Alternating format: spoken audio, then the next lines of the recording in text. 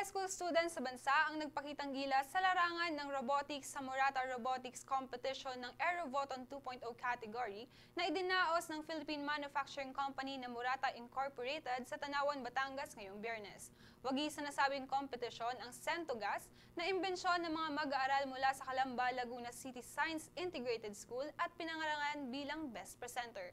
Ang kanilang robot na Centogas ay isang smart gas leak detection and instant alert system na dinisenyo para ma-detect ang hazardous gas leaks at nagbibigay ng agarang babala na makakatulong sa pag-iwas sa anumang potensyal na panganib.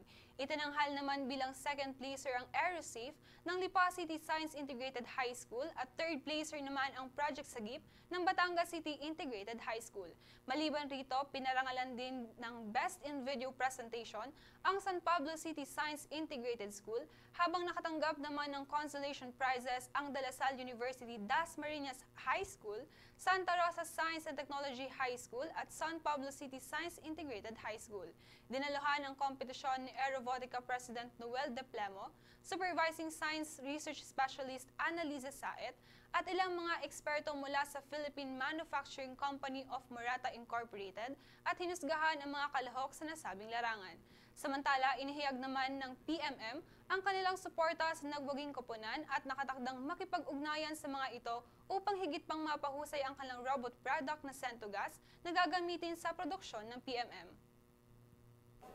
The winner today, which is from Calamba Science High School, their robot will be used by PMM or the Philippine Manufacturing Company of Murata to support to address the issue of our production.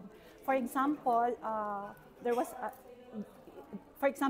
there's an earthquake, no? That robot can help detect if there's a gas leak inside the production. So starting today, we will enhance our coordination with them to enhance the product itself, and PMM will buy the patent of that robot.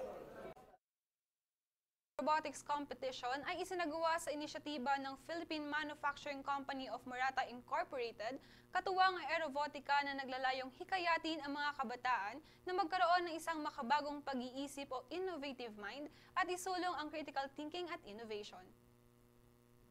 So for the young generations there, we are really encouraging you to join our robotics competition, and who knows, maybe you'll be the next inventor of the Philippines.